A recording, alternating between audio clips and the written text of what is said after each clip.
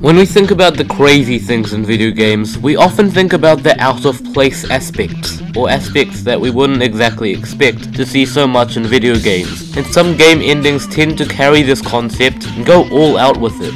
The next 10 video game endings that we're about to show you are the ones that are believed to be the craziest. Remember that despite what we said before, not all the games mentioned on this list are crazy in the same way. These could be crazy in any way possible, whether the ending just causes a massive shock and people say it's crazy, or maybe it just doesn't even make any sense at all. The entries on this list can only be from games either one of us has played and experienced, and there can only be one ending per franchise. And for a list dedicated to video game endings, there are a lot of spoilers on this list, so be warned. Let's face it, Nintendo is freaking awesome. Unfortunately, they've always been viewed as a kid company because of their censorship policies back in the 80s and 90s, most notably with their SNES version of Mortal Kombat. But that's not important. What is important is the fact that Bionic Commando completely obliterated everything that Nintendo's censorship policies limited their games to. Who actually honestly would have expected Hitler's brain to explode into gory bits and pieces? We all thought Midway was deranged, and, well, screw it, it still is. But this is pretty weird, especially for a Capcom game. Look at the Street Fighter series. There isn't much about it that's really that bad, except for Necro.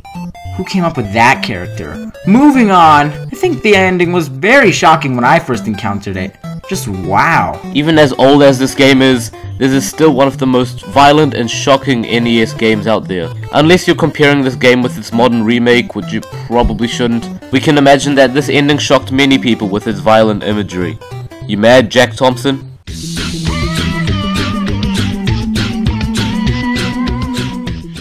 I love Shadow of the Colossus because it's all bosses. No enemies, no goons, no thugs, no creatures. Just a crapload of giants that can kill you faster than you can say Vegeta Super Saiyan level 100 on crack. Wait, I don't even think Vegeta can actually reach Super Saiyan level 100. Wanda is willing to bring back his girlfriend Mono from the dead, and as a deal from some evil spirit, is required to kill 16 Colossi in order to do so. However, after every Colossi you kill, you just feel so guilty. They never meant to attack you and they just fought back in defense, but it really would have been rewarding at the end, if the spirit didn't take over your body as a punishment. Wait, what? To be fair, Wonder did get a warning that there would be a price to pay, but let's face it, nobody expected this. Nobody. Not even me. I just expected an escape mission maybe, like in the first Devil May Cry, but wow. But then the major twist is during the credit scene, where Wanda is brought back to life as a newborn. And you know what? Mono and Aggro are brought back to life as well. Bloody bollocks. You know what? I'm done. I'm done. Ragequit. I'm done.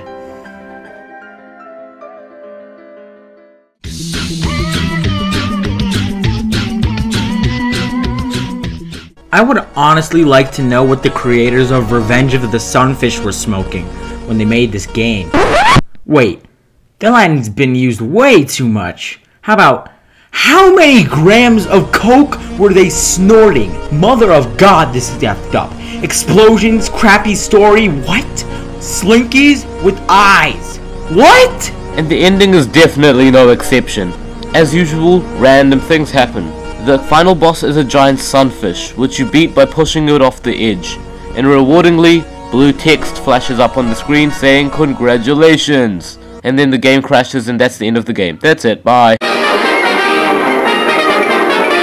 Okay, but seriously, Revenge of the Sunfish is already a crazy game, and because it's such a clusterfuck to the eyes, it's honestly very predictable to see this type of ending coming. You see grey fish creatures invading the earth, incredible amounts of unnecessary blood, and now this ending is really no surprise at all.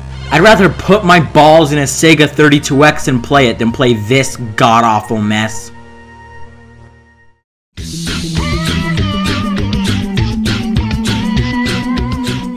So you're playing Minecraft. You can build massive towers, huge community maps, and even a stick man with... you know what? Never mind. But ever since the update with the end dimension included, there's now been an official end to the game. but getting there is no easy task. You need to get through the challenge of finding a stronghold, finding a nether fortress, and combining an ender pearl with a blaze rod. You can then go onto YouTube to figure out what to do next, because explaining this is complicated enough as it is. What you gotta do to defeat the ender dragon is blow up all these crystals on top of obsidian penises. Well, not penises, but fine, obsidian pillars, because they regenerate this douchebag's health. Then you can snipe it down with arrows, or if you're really the adventurer, you can jump and slash with your sword, which frickin' doesn't work. So when you've finally beaten the ender dragon, a portal appears and you can go through it. And the ending is just strange. You were given a credit scene which has two entities discuss about you and the world that you were in. They also say a couple of words that you cannot read due to the fact that you're not one of them. I don't know what that means, but okay. And then they start discussing about this creation story, like Legend of Zelda, but even weirder. Hang on, scratch that. Nothing's weirder than the Legend of Zelda creation story. So the creators go on and on about, like, well, oh, I don't even know. It's almost like they're telling you to get a life or something. You can't really tell. Now that's nice and all, but seriously, what does this have to do with Minecraft? We understand that. Actually, no. We don't understand. Mojang, explain. This is just random. We can see that Mojang may have just done this as a joke, but the problem is, we don't get it. And then the credits finished and you told a single phrase that really ties this ending up. Wake up. So, are we in a dream? Was this whole game an escape from reality? Was that why this game was endless before the ending was included? Does this game even exist? You know what? We have no fucking idea.